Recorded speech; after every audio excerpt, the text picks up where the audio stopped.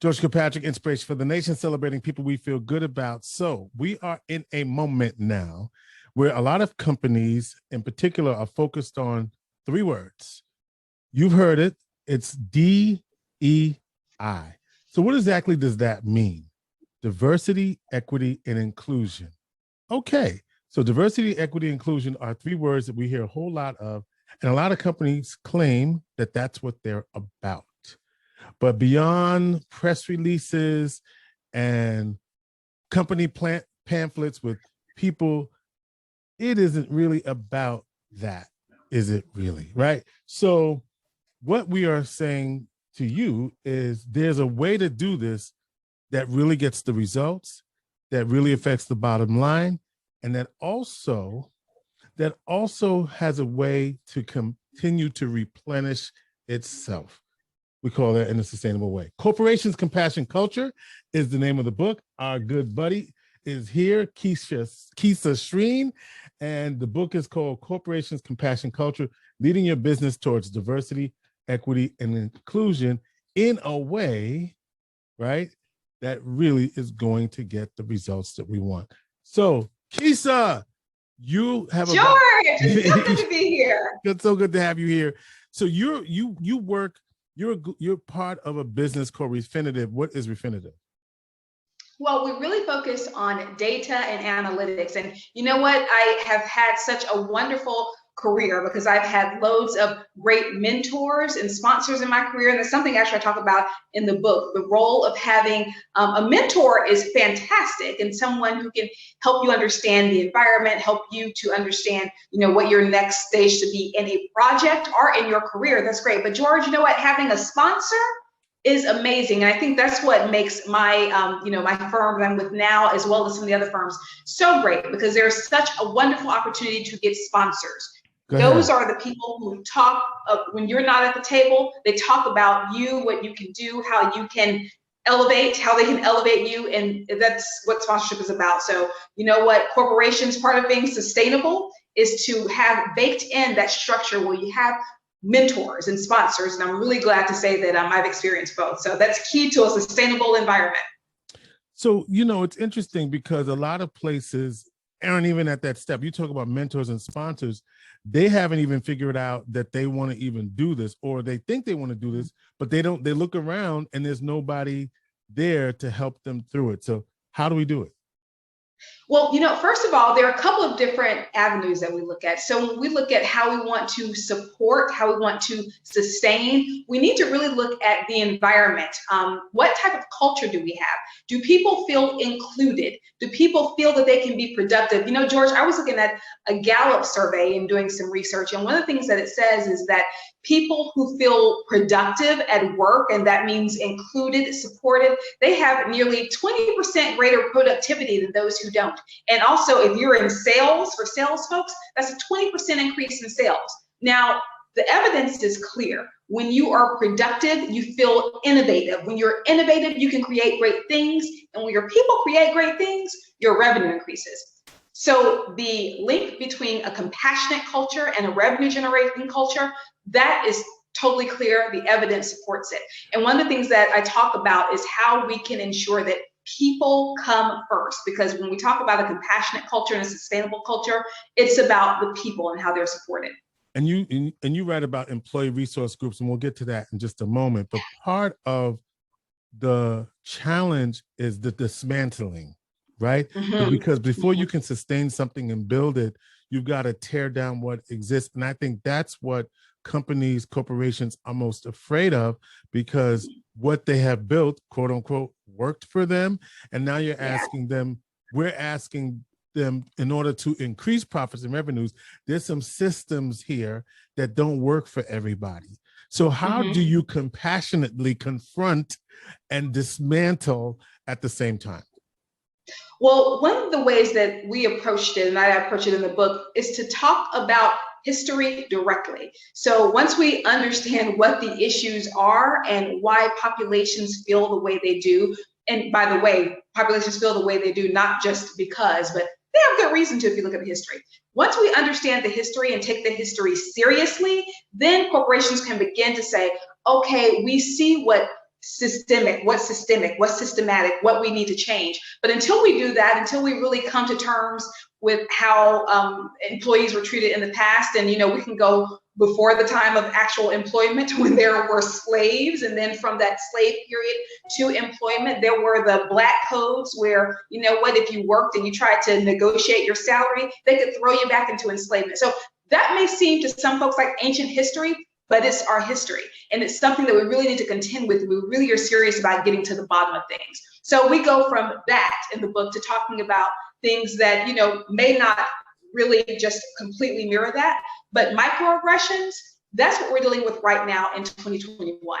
Yeah. And so let's go from 1921 or 1881 and talk about what's going on right now. Let's talk about the connection.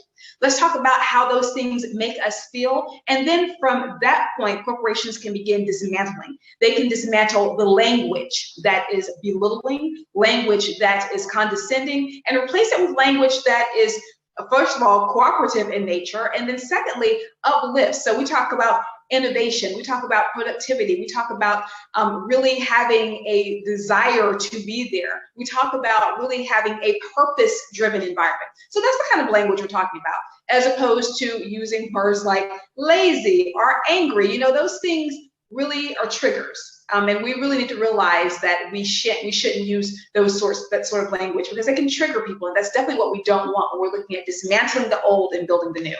Pushing through on dismantling. Okay. Mm-hmm. I want to talk about culture, because there are a lot of systems and cultures, and for example, gender-based harassment in the workplace based on, let's say you have a male-identified dominated workforce that is used to speaking and talking in a certain sort of language, and now you are introducing women, female-identified individuals into that space, and now you're disrupting the cultural patterns and norms, and there's a lot of resistance to that.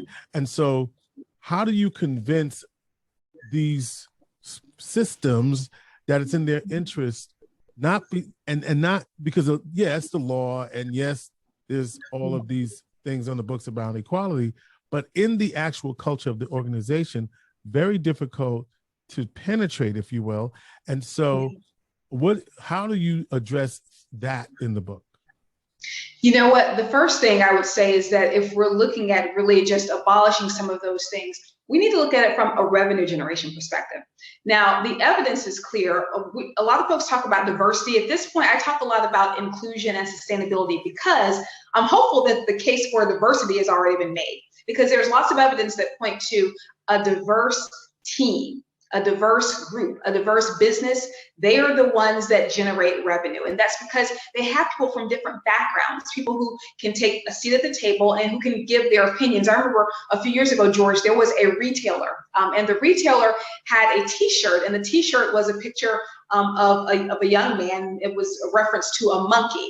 And many people said, who did they have at that table to okay that t-shirt, to say it was okay to put that young man in a t-shirt with a reference to a monkey? Don't they know about the history? Well, in many cases, no one was at the table to represent. Right. Mm-hmm. So in that case, the firm lost money, they lost, reputational damage was done. So first of all, just making sure that we understand that diversity is key from a revenue generation perspective, because reputations are challenging to build and easy to dismantle. And not having the right people there to really give their input is one way that dismantling reputation could definitely happen.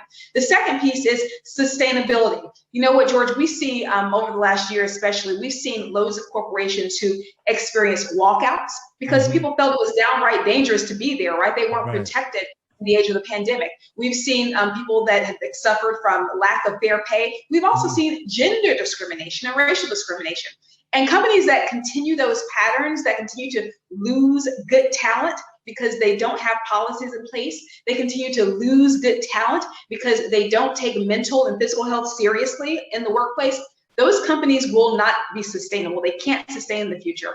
I'm actually talking with a friend of mine who has a business, a startup in Harlem, It's called the Dominici Collective, and he's opening up this week. And one of the things that we constantly talk about is the culture. He told me one time, when people come into my store, the Dominici Collective, I want them to feel like they're at home. I want them to feel good. And I think that's a lesson for so many owners, startup founders, CEOs. You want people to walk into the company and feel something. You want them to feel productive, or innovative, or at home, or good. And that's something that, if we don't have the right level of inclusion, if we don't have a sense toward what we want to do, what our purpose is, and why we want to have a sustainable business, we will never reach the goal where people can walk in and feel what we want them to feel. At the same time, we're talking with Keesa Schreane. She's the author of Corporations, Compassion, and Culture, Leading Your Business Toward Diversity, Equity, and Inclusion, here on Inspiration for the Nation. And one of the things that occurs to me is that while we are on this movement of diversity, equity, inclusion, we're also on the path towards backlash at the same time, right? And so, yes, you're making the case that the bottom line is the bottom line, and that's what our focus should be if we want to be a sustainable business going forward. Yet at the same time, you're seeing pushback, and I guess the pushback is more in a political sense. So how do those two things match up in your view? So, George, if we're talking about pushback, I think you might be referring to last year we saw a plethora of black boxes. So I always say, everybody was standing with this group or supporting this group, and I stand with and I ally. And, those things were great to hear. But I know that many people who I talked to said that it was performative. So they're standing with me. What does that mean? So they support me. What does that mean? I still have not gotten fair treatment. I still have not gotten paid that's equal to my colleagues' pay. I still haven't really felt like I was included. So in terms of the pushback, there's been pushback from people who said, okay, so you stand with me. What does that mean? And you mentioned employee resource groups and the importance of them. Employee resource groups, and those are groups that are within a firm who really advocate and support for equal treatment, equal pay of various cultural groups, various groups with abilities, various ethnic backgrounds, genders, etc. And I think that that's clearly a way for companies to really get around the issue and really understand what can we do aside from having a black box. If they are concerned about pushback from employees and pushback from consumers, because remember, you and I consume these products. So if they're not doing what they said they want to do, if they're not aligning with our values, then they're not going to get our money because we're not going to buy from them. So the pushback they're feeling from customers and from employees, really understand where those people are coming from. Listen to the employee resource groups who are advocating for communities, for underserved communities. That's your secret weapon to really understand what the issues are specific to your firm, specific to your community. And there are some that are very company specific. And, we don't like to paint with a broad brush, but things like, discrimination, microaggression, macroaggressions, that sort of thing, unfair treatment. Those are things that we see in many corporations. Also, one of the things that I talk about is how we let people go. That can be a very challenging process no matter what happens. But can we do it with dignity, first of all? Can we make sure that when people are released from the firm, that possibly they have training to go to another job? So those are the types of things that employee resource groups can talk to senior leaders about to really make sure that the pushback that they get from employees and customers, that they don't just sweep it under the rug, but they understand their perspective, understand where they're coming from, and deal with the issue, that they talk to the people who push back on them and understand, we push back because we see a black box and we don't see anything else. That's not our idea of support. Understand what support means, what standing with means, what allyship means, and then provide that. Serve your employees and your customers through doing that. And then pushback will likely level off. You talked about employee resource groups for different cultural. We used to call those affinity groups. I mean, that's what you right. People, groups that support people who have been marginalized in the workplace. And so, in wrapping this up, Keesa, I think what you're making the business case for diversity, equity, inclusion, but in a way and in a language, right, that business can understand. What do you want? 3 things you want anybody who's picking up the book. Well, that's one thing. And the other 2 things would be, what do you want businesses to do tomorrow? If you're a small business, a large business, a corporation, what's 2 things that they can do tomorrow after they get your book? I would say the second thing is really listening. I talked about that a bit, but listening, understand. We've heard a lot of folks talk about returning to work, returning to work. Well, I'm hopeful we don't return to where we were before, because clearly that wasn't working. Right. So what does the new workplace of the future look like? Really take action on what people are talking about. If they're saying, you know what, 2 days in the office every 2 weeks, that's good enough for 70% of us. Don't just brush it off. Listen, try, make it happen. Understand what you need to do to make it happen. Right. You know what? If it doesn't work for everyone, then retool, regroup, reconfigure what you need to do. The last thing I would say that people really need to do, that businesses need to do, is look holistically at what sustainability means. George, we talked a lot about in the environment and social and governance, or managing your business. That's ESG, environmental social governance. And a lot of people talk about that in context of sustainability. But what I don't think people see, George, is that particularly leaders in these companies, they don't see the connection. You can't be a sustainable organization if large segments of your population, they don't feel included, if they don't feel that they're being paid equally, if they don't feel that they're given the same opportunities to advance and promotions and those sorts of things. You can't be a sustainable business, because you won't sustain yourself. People will leave. Good qualified talent will leave. Your competitors who do recognize the benefit of having these talented people will retain the talent, will get the customers, and you'll be out of business. So sustainable business really means putting people first, having a lean toward the environment and social issues and the managing of your business. All that starts with putting people first. The book, Corporations, Compassion, Culture, Leading Your Business Toward Diversity, Equity, and Inclusion. Get the book where books are sold. Keesa, what's your website where people can find you? Sure, I'm glad you have that there. My name and my first name and last name is Keesa, Keesa Schreane, SCHREANE.com, KeesaSchreane.com. Go there and you'll see all the information. Also, reach out to me on LinkedIn, Twitter, Instagram. So glad to have you on. Keesa, doing the great work, leading us towards diversity, equity, and inclusion with compassion. We appreciate you. And George, I know that we'll have some time to talk again soon. Keesa Schreane, Inspiration for the Nation, KeesaSchreane.com.